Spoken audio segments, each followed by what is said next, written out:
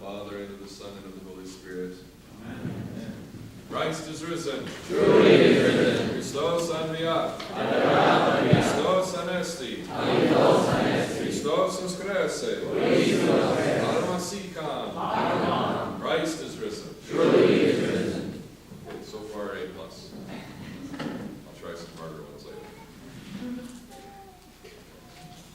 So, brothers and sisters, did anything ever happen to you that was so good and so excellent that you felt as if you were going to split right in half? That is to say, part of you was really filled with joy, overwhelmed with joy perhaps, and the other part just couldn't handle it, was unable to accept it and to believe it. And that is, in fact, the meaning of the words wonderful and marvelous, which we hear so often in the description of the resurrection encounters. Because a wondrous event makes you literally wonder. I wonder means I don't really know what's going on for sure. I'm not quite certain, but something is happening here. It makes you marvel because it exceeds everyday expectations, and so your mind struggles to comprehend it. In the lives of the saints, we find certain individuals like St. Nicholas, whose epithet is the wonder worker, thaumaturgos, the miracle maker, the wonder worker. Because of the miracles that happened around them and through their faith. And last Sunday, at the Paschal Vesper service, we sang the beautiful verses of the 77th Psalm. Who is so great a God as our God? Thou art the God who doest wonders. And there is no greater wonder in the history of the world than the resurrection of Jesus Christ. It is the marvel of marvels. And in the Gospel of John, chapter 20, from which we read today, the story of St. Thomas, the Gospel helps us come face to face with the wonder of the resurrection. It does so first by powerfully understating the impact of the resurrection that the resurrection had on the disciples. It even seems to undermine it. So we hear, then the same day at evening, being the first day of the week, when the doors were shut where the disciples were assembled for fear of the Jews, Jesus came and stood in the midst and said to them, Peace be with you. When he had said this, he showed them his hands and his side. And then it says, then the disciples were glad when they saw the Lord. In English, it's almost pedestrian language. They were glad when they saw the Lord. This is where maybe our King Jamesian English has changed over time.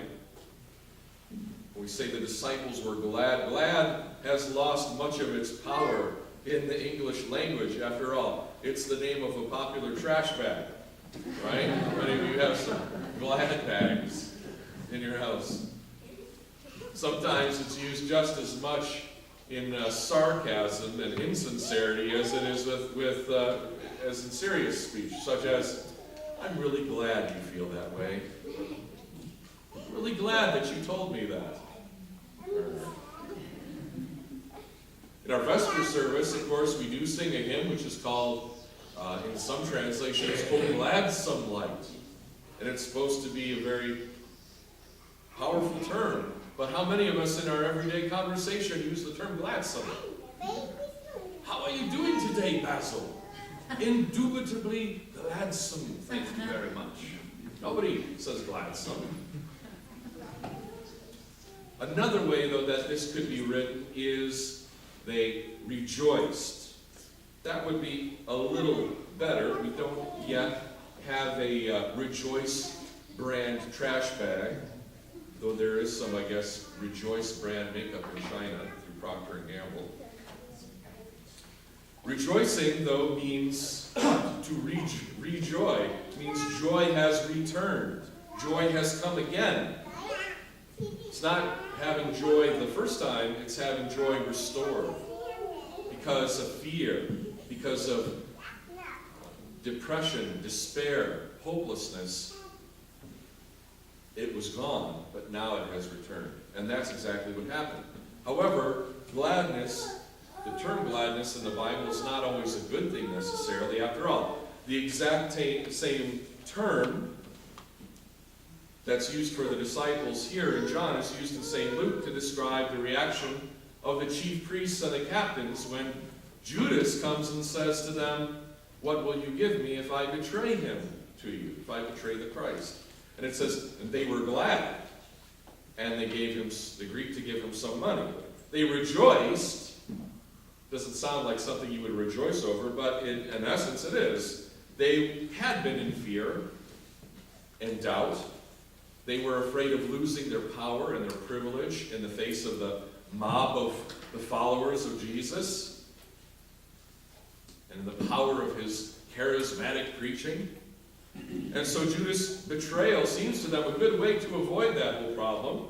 And so it's with a wicked joy, if you will, that they have their abuse of power and their privilege once again secured and restored to them, or at least for a time. And in fact, that's not a coincidence.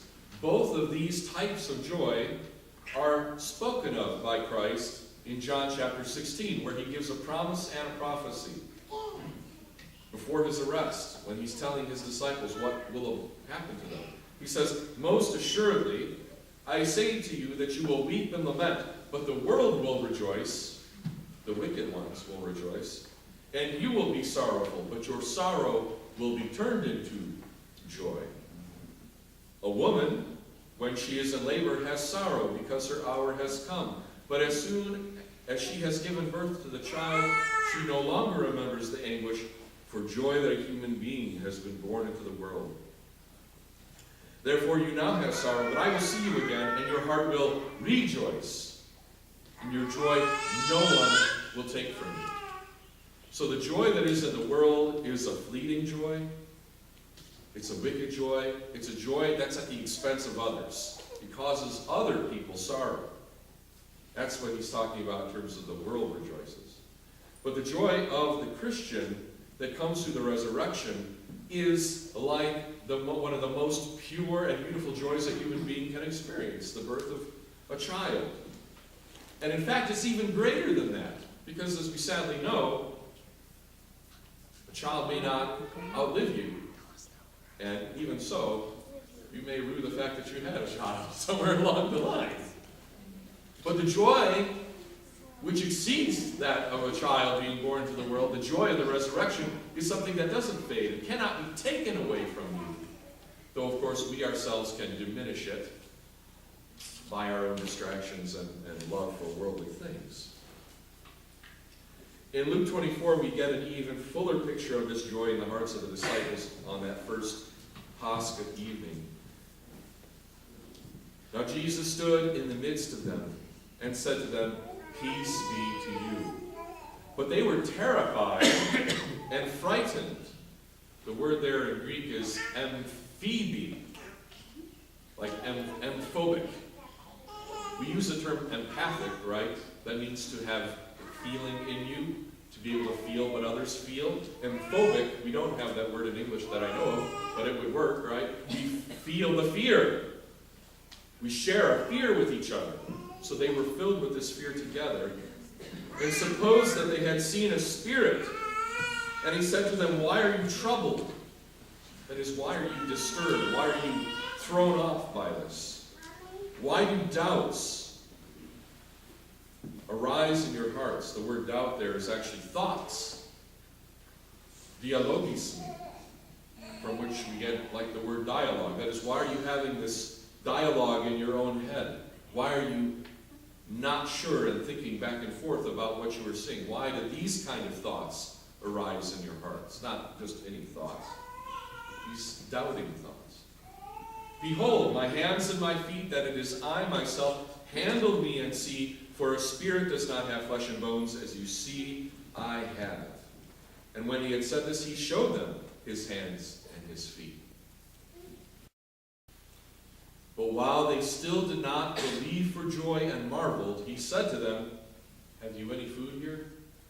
So they gave him a piece of broiled fish and some honeycomb. Now, let's unpack that a little. That's a beautiful phrase, disbelieving for joy.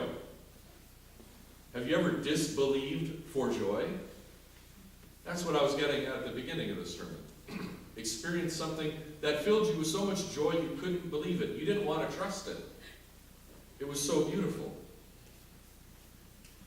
It's not just simply that what they saw was unbelievable, because it was, frankly, impossible. That's the whole point. It shouldn't have happened.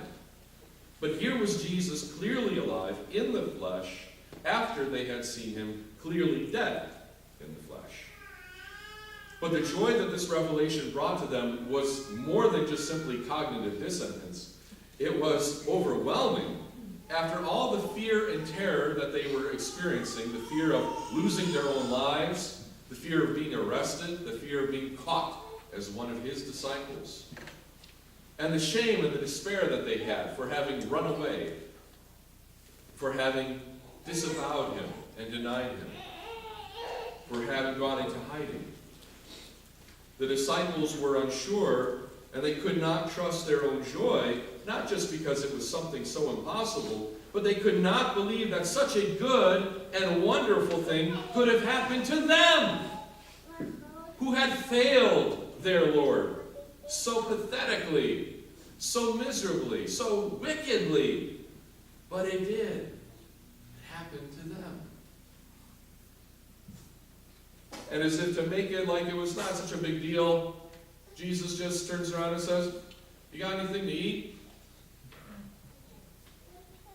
There's something very earthy and familiar about that, right? How many of you, when you go home to your parents' house, the first thing you do is you go, "Hey, what do you got in the fridge?" "Oh, hey." It's like Jesus shows up and he's looking through their fridge. If he lived today, that's what I'm sure he would do. "What do you got?" So they looked around, still totally stunned. They had already eaten their dinner, right? It was at the evening supper.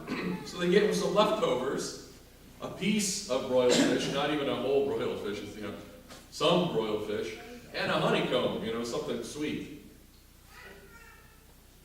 Not a particular feast by any means. So here's the Messiah, risen from the dead, completely amazing them.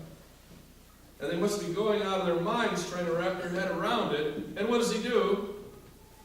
He decides to sit down and have a snack. Think about that moment. He just sits down, he's eating the fish, eating the honeycomb. And they're staring at him, no doubt, right? What are they? The most awkward long silence that ever existed in the history of awkward long silences. And finally he eats. I'm sure he had wipe his lips, and he says, "Okay." And then as St. Luke says, he opened their understanding that they might understand the scriptures. And then he begins to teach them, like not even skipping a beat, back to normal. Here we go. I'm your teacher, I'm your rabbi, I'm your Lord, I'm your Messiah. Here we go. So returning to the Gospel of John then, we can start to see what Thomas the twin had really missed out on. Why his refusal to believe is so adamant, and why it's so emotion-driven and filled. It must have been very, very clear to him that he had missed something extraordinarily special. None of the disciples seemed to be offended by his doubt. None of them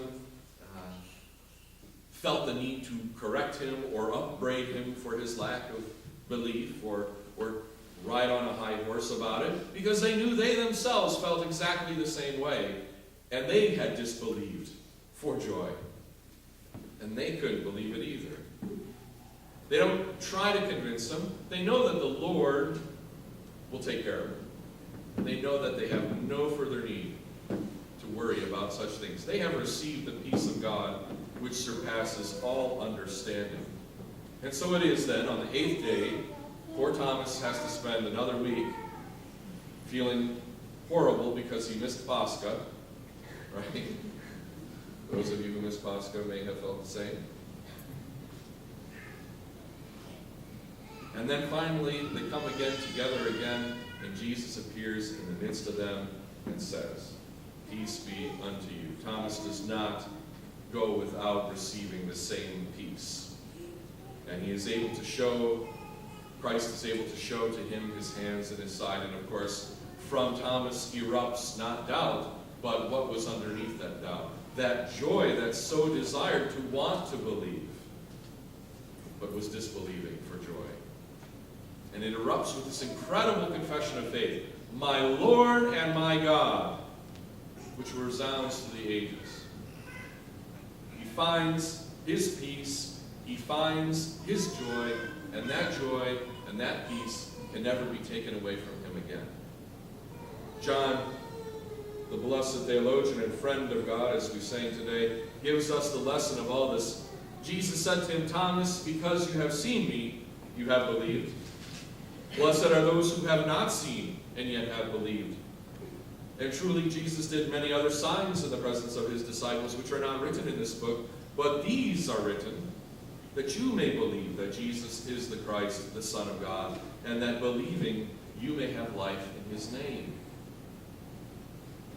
So those of us who believe today must first do so on the basis of the witness of these disciples, all of whom completely changed their character, who were afraid and hiding and running away and bumbling about, and became completely unfazable and unstoppable voices for the proclamation of the resurrection of Jesus Christ, whose peace could not be shattered by torture, whose joy could not be destroyed by death, whose life went throughout everything that they faced with incredible grace, which is the greatest testimony to the truth of what they said. Yet for us to accept this, we cannot do it necessarily vicariously through the disciples, even though the Gospels give us a story with which we can relate, the story of Thomas. We ourselves have to go through that same process. We must come face to face with the wonder of the resurrection. The unbearable joy that comes from realizing that in spite of our many sins and our shortcomings and our imperfections, our wickedness and our ugliness of the soul, that Jesus was still willing to die for us and come back for us to give us life. We must each come to terms with that miracle and what it means for our lives on our own. It's one thing to accept that Jesus rose for other people. It's another to believe that he rose for me. So, brothers and sisters, this is your Easter homework. Dive into the wonder of the resurrection. Break the chains of your fears and your doubts with a humble and willing heart. Reach out your hands and open your eyes and ask God to show you. And when the peace of Christ enters into us, nothing will be able to overcome it. Nothing will be able to take away our joy. For why? I want to hear you say it. Christ is risen. Truly he is risen. What do you mean? Christ is risen. Truly he is risen. Say it again. Christ is risen. Truly he is risen, and unto us he has bestowed eternal life. God bless you.